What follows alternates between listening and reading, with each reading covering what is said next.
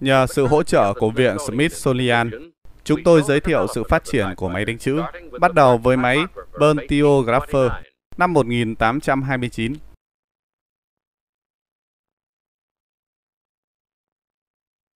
Tiếp theo là máy Joel năm 1868, máy Remington năm 1873.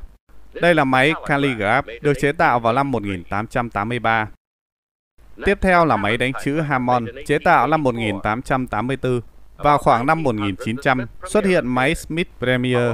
Theo sau đó là máy Blackendorfer cùng năm. Đây là chiếc máy đánh chữ xách tay đầu tiên, Corona. Và đây là máy đánh chữ bỏ túi, Bennett. Ngoài những máy tiêu chuẩn hiện được sử dụng, công việc hiện đại đã tạo ra nhu cầu cho các loại máy đánh chữ đặc biệt. Chẳng hạn như máy đánh chữ có bề ngang rộng, máy căn lề đều phải, máy điều chỉnh khoảng cách kiểu sách, dùng để tạo ra bản in như thế này, máy viết biểu mẫu chuyên dụng, máy đánh chữ có tích hợp chức năng tính toán, và máy đánh chữ đục thẻ, dùng để tạo ra các thẻ như thế này. Đây là máy Remington nói nét.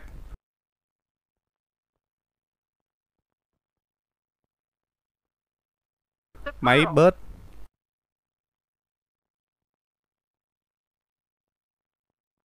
Máy Zoyer.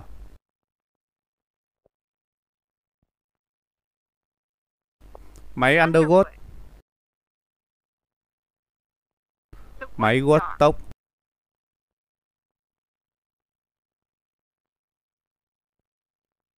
Máy LC Smith.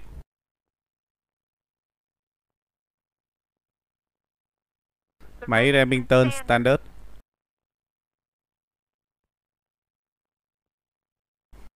Máy Electromatic. Đây, tất nhiên, là bàn phím. Hàng phím này được gọi là hàng cơ sở. 4 phím bên trái của hàng cơ sở A, S, D và F là các phím định vị cho tay trái. Trong khi 4 phím bên phải hàng này, dấu chấm phẩy, L, K và G là các phím định vị cho tay phải.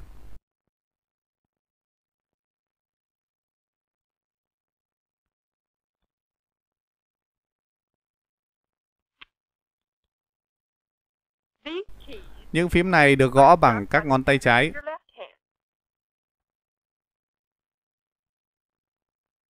Còn những phím này bằng các ngón tay phải.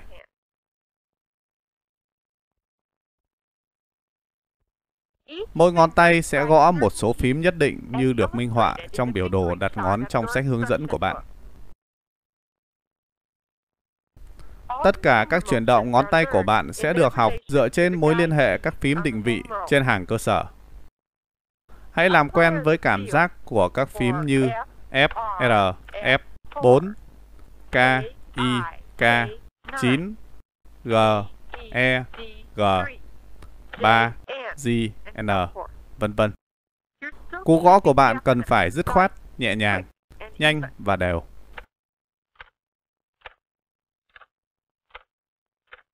Hãy nhắm vào chính giữa các phím khi gõ.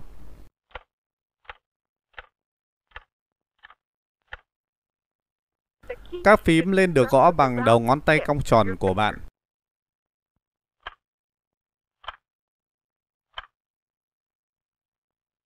Nếu bạn gõ bằng móng tay, bạn có thể bị đau ngón tay hoặc mẻ móng. Nếu bạn muốn trở thành một người đánh máy giỏi, nên theo phong cách để móng tay gọn gàng. Hãy gõ phím bằng ngón tay cong.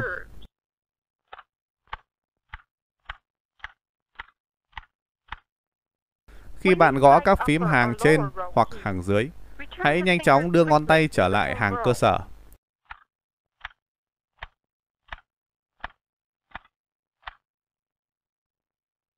Đừng để ngón tay tiếp xúc một phím như thế này. Đừng kéo lê ngón tay từ phím này sang phím khác.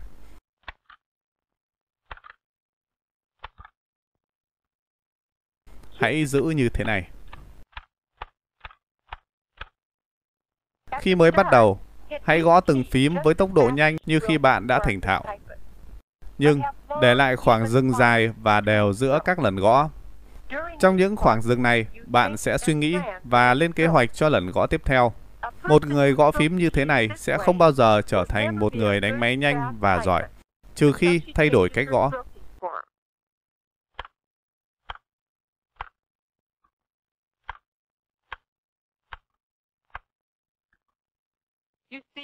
Như bạn thấy, không có khoảng dừng, không có thời gian trống giữa các lần gõ.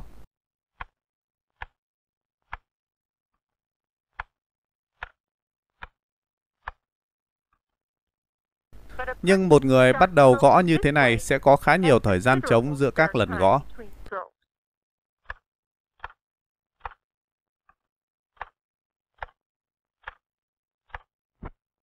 Về sau, thời gian trống đó được rút ngắn. Số lần gõ mỗi phút tăng lên và tốc độ là như thế này.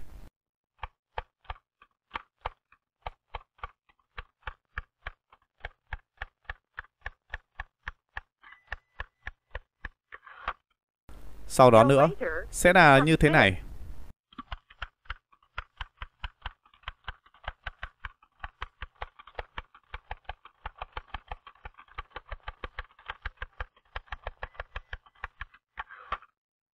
Cuối cùng, không còn thời gian trống giữa các lần gõ nữa, và người đó đánh máy với tốc độ tối đa của mình.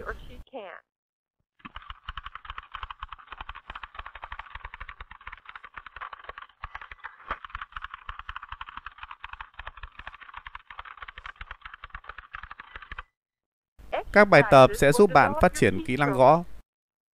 Để rèn độ chính xác và nhịp độ, hãy gõ các phím hàng cơ sở xen kẽ từ ngoài vào trong, rồi lại từ trong ra ngoài.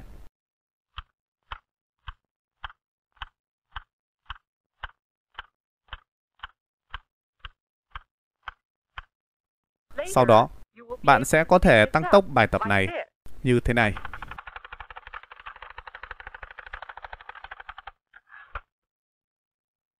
Để rèn độ chính xác và kiểm soát ngón tay, hãy dùng 2 ngón tay mỗi bên để gõ các phím ở 3 hàng theo mô hình số 8 xen kẽ.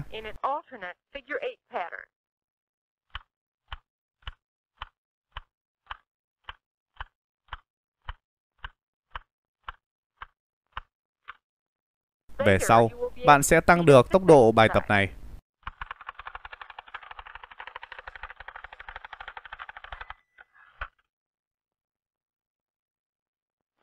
Bài tập này cũng có thể thực hiện bằng 2 ngón tay giữa.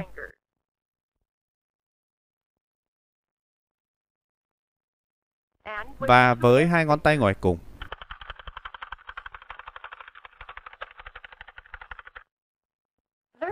Hãy học cách điều chỉnh lực gõ của bạn để tạo ra bản in đều và đậm. Đây là dấu hiệu của một người đánh máy giỏi. Hãy nhìn vào bản in của bạn. Bản in không lên loang lổ như thế này.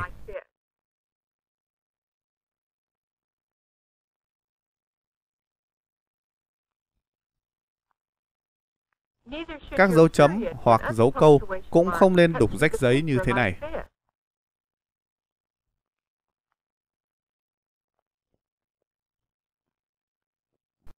Trên máy Electromatic, các thanh gõ chữ hoạt động bằng điện. Trước tiên, bạn khởi động motor bằng cách nhấn công tắc này. Sau đó, nhấn phím cách vài lần để xem motor đã chạy chưa. Nếu không thấy bàn trượt di chuyển, bạn nên kiểm tra lại kết nối điện. Motor sẽ quay trục công suất này.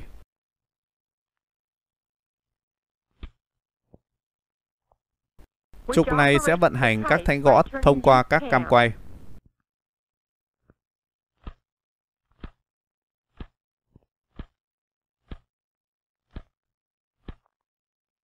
Tất cả các lần in chữ đều được tạo ra một cách đồng đều bằng cơ khí, bất kể bạn gõ mạnh hay nhẹ.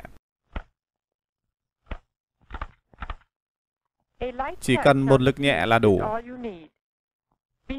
Hãy nhớ tắt motor khi bạn ngừng đánh máy trong thời gian dài. Hầu hết mọi người dùng ngón cái để nhấn phím cách. Người thuận tay trái có thể dùng ngón cái trái. Tuy nhiên, hãy dùng một ngón duy nhất để cách chữ. Giữ ngón cái một cách tự nhiên, không phải ở đây, mà là ở đây. Và nhấn phím cách bằng mặt dưới của ngón cái.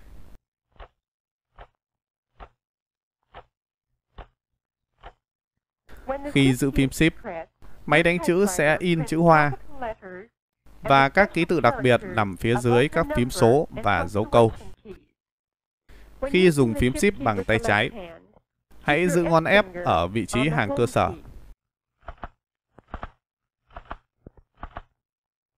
Khi dùng tay phải, giữ ngón G ở vị trí hàng cơ sở để không mất vị trí định hướng. Ban đầu, hãy thực hiện thao tác Shift đều trong 3 nhịp. Nhấn phím Shift xuống, gõ phím, nhả phím Shift. Sau này, khi đã có kinh nghiệm, bạn có thể tăng tốc thao tác như thế này.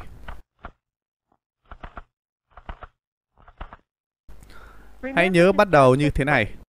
1, 2, 3. 1, 2, 3. Nếu phím Shift không được nhấn hoàn toàn trên các máy đánh chữ cơ, thì sẽ dẫn đến hiện tượng chữ Hoa bị trôi. Hãy tránh các cú gõ không đầy đủ và việc phối hợp thời gian tệ trong thao tác 3 nhịp khi dùng phím Shift. Như vậy sẽ loại bỏ được hiện tượng chữ Hoa bị trôi. Để viết một loạt chữ Hoa liên tiếp, hãy nhấn phím Shift Knock. Phím này sẽ dịch chuyển đầu in ở một số máy và nâng cụm bàn trượt ở các máy khác, rồi khóa nó lại để chỉ có chữ Hoa và ký tự in Hoa được gõ ra. Để tắt khóa, hãy nhấn một trong hai phím Shift xuống. Trên các máy chạy bằng motor, bạn chỉ cần một cú chạm nhẹ vào phím Shift.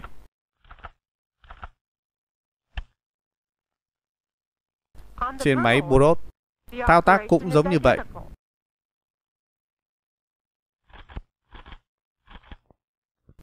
Để lùi lại một ký tự, hãy dùng ngón út của bạn nhấn vào phím này, như thế này, để lùi thêm nhiều bước.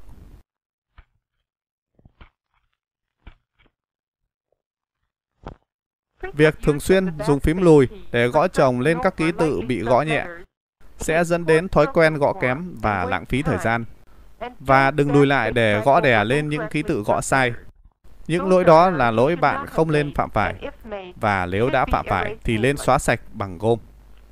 Trên máy Electromatic, phím cách hoạt động bằng điện, chỉ cần chạm nhẹ.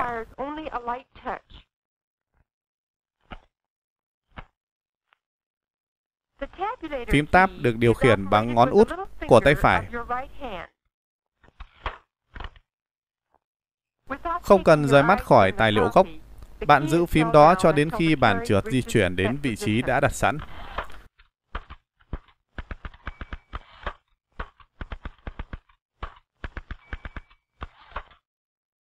Trên những máy có thanh tab, bạn thụt lè bằng cách dùng ngón trỏ phải nhấn thanh tab. Trên máy Electromatic, phím tab nằm bên trái.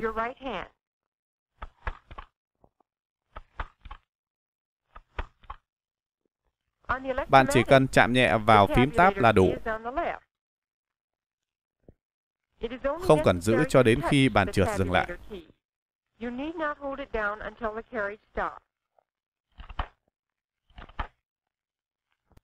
Cần gạt trả bàn trượt thường nằm bên trái.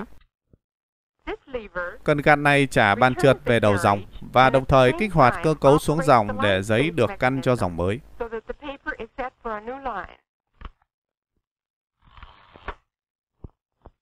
Trên máy cơ, hãy học cách trả bàn trượt bằng chuyển động tròn nhanh của tay trái. Tránh những động tác không cần thiết và mất thời gian.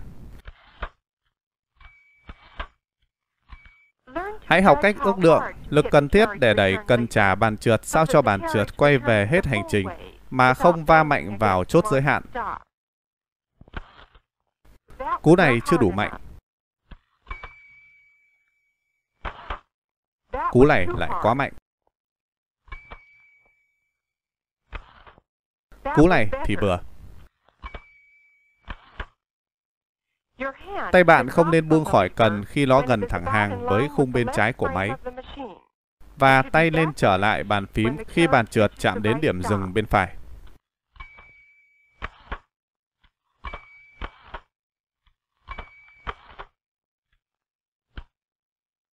Bây giờ, hãy quan sát thao tác này ở chuyển động chậm.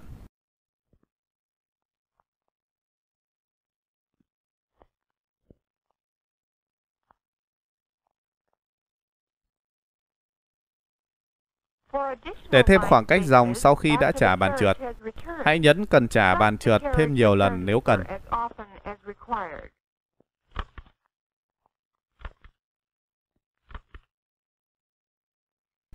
Trên máy Electromatic, bàn trượt được trả về bằng cách chạm phím này bằng ngón út tay phải. Máy Borel hoạt động theo cách tương tự. Khi bàn trượt quay về, giấy sẽ tự động được cuộn lên cho dòng tiếp theo. Nếu cần thêm khoảng trống dòng trên máy Borel hoặc Electromatic, hãy chạm nhẹ phím trả bàn trượt nhiều lần theo nhu cầu.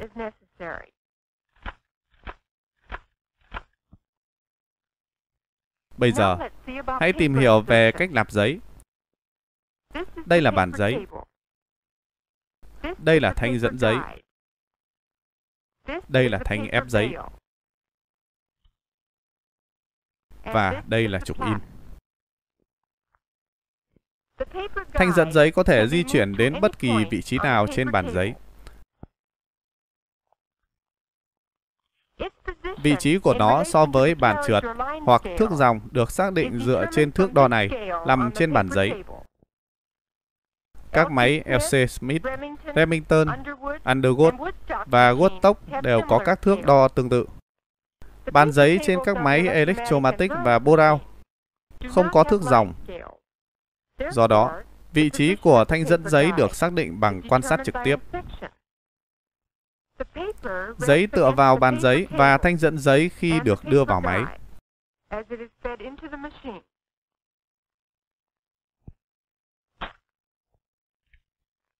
Thanh ép giấy giữ cho giấy ép sát vào trục in. Điều này ngăn giấy bị rung, giữ cho giấy không bị lật lên, và làm cho dấu in sắc nét đều đặn. Các trục cao su này nên chia tờ giấy thành 3 phần bằng nhau. Nếu không, điều này có thể xảy ra khi bạn quay giấy ngược lại.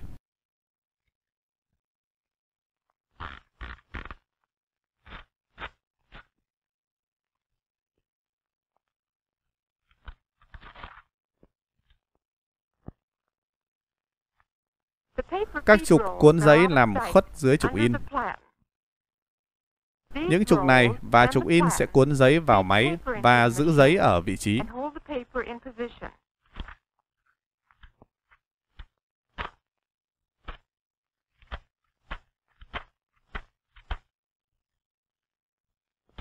Để nạp giấy nhanh chóng, hãy sắp xếp giấy sao cho dễ xử lý.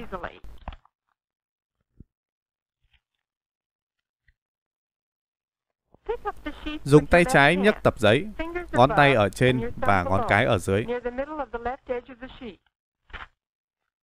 Gần mép trái giữa của tờ giấy, đặt giấy lên bàn giấy. Mép trái tì vào thanh dẫn giấy và mép trên chạm chắc vào trục cuốn. Dùng tay phải, xoay nhanh núm trục in để đưa giấy tới dòng viết.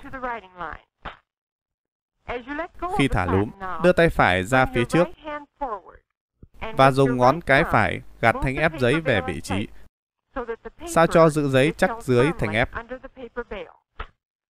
Bạn có thể thực hiện điều này trong 5 nhịp. 1, 2, 3, 4, 5. Bây giờ hãy quan sát cách các nhịp và động tác hòa làm một thành một chuỗi hành động liên tục.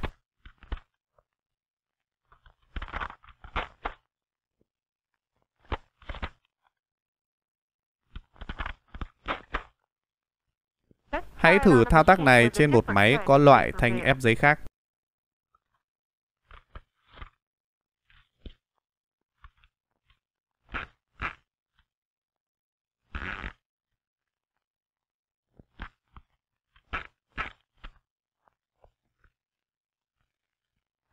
Khi bạn sử dụng giấy than, hãy chắc chắn rằng đó là loại giấy than mịn và đưa tập giấy vào máy một cách ngay ngắn. Nếu không, điều này có thể xảy ra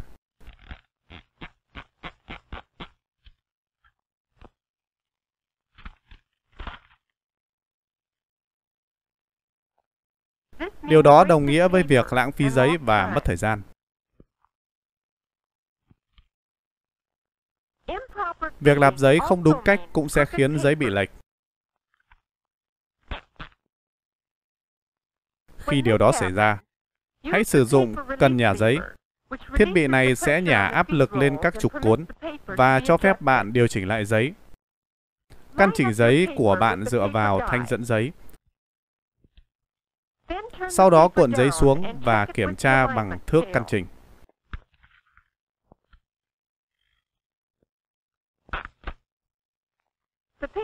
Cần nhả giấy luôn nằm phía sau và bên trong núm trục in và nhô lên như thế này.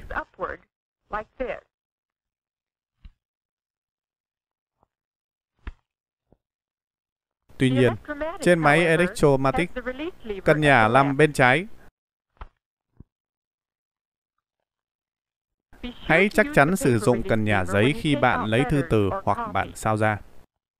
Làm như thế này thì không nên. Việc đó gây phiền toái cho người khác, làm mòn bánh cóc và bánh răng của cơ cấu nhảy dòng, làm nhòe giấy than và trà lớp phủ của giấy vào trục in, khiến bề mặt trục bóng lên và làm giấy trượt về sau. Bàn trượt có thể được di chuyển sang phải hoặc sang trái bằng cách giữ núm trục in bằng các ngón tay và nhấn cần nhả bàn trượt bằng ngón cái.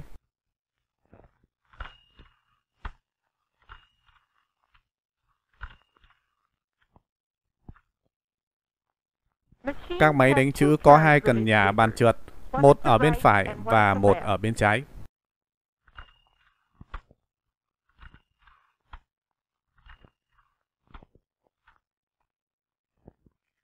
Khi bạn đã hiểu kỹ thuật cơ bản, điều quan trọng tiếp theo là luyện tập một cách thông minh và có mục tiêu.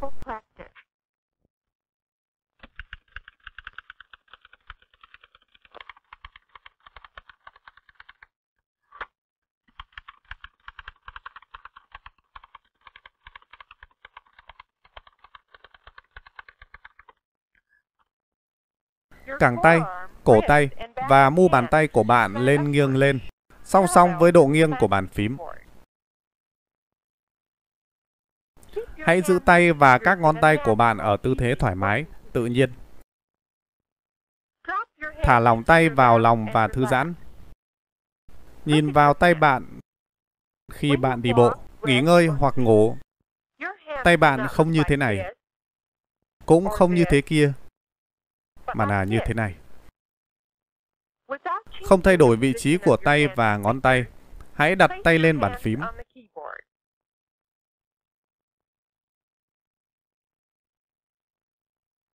Đầu ngón tay hướng xuống, cổ tay nằm phẳng. Đó chính là tư thế đánh máy của bạn, với ngón tay đặt lên hàng phím thứ hai hay còn gọi là hàng định vị. Cổ tay của bạn nên đặt thoải mái xuống, thẳng hàng với cẳng tay, lòng bàn tay gần bàn phím và khung máy. Tư thế này giúp các ngón tay dễ dàng di chuyển trên các phím và giảm căng thẳng.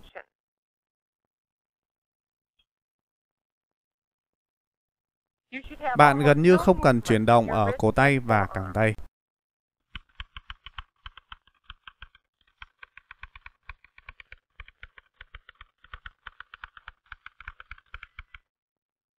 Đọc văn bản một cách dễ dàng, không làm căng mắt, giữ đầu thẳng và cầm hướng lên. Nếu bạn đánh máy nhiều, nên sử dụng một loại giá đỡ văn bản. Bề mặt này giữ văn bản vuông góc với tầm nhìn của tôi. Cả phần trên và phần dưới của văn bản đều cách mắt tôi một khoảng bằng nhau. Bí quyết thực sự trong chuyển động là sử dụng càng ít càng tốt. Thực hiện tốt những chuyển động cần thiết, loại bỏ những chuyển động không cần thiết. Với cẳng tay và mu bàn tay song song với độ nghiêng của bàn phím, các chuyển động đánh máy được giới hạn trong phạm vi của các ngón tay.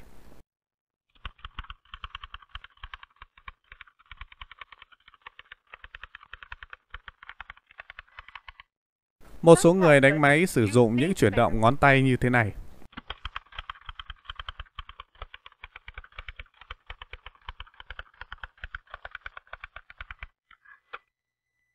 Hoặc như thế này.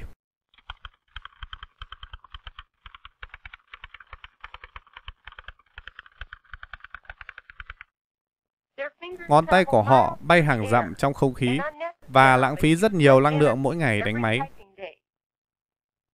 Những chuyển động vô ích đó tạo cảm giác như đang đánh rất nhanh, nhưng thực tế chúng làm tốn thời gian, gây ra lỗi và khiến nhiều người đánh máy chậm lại.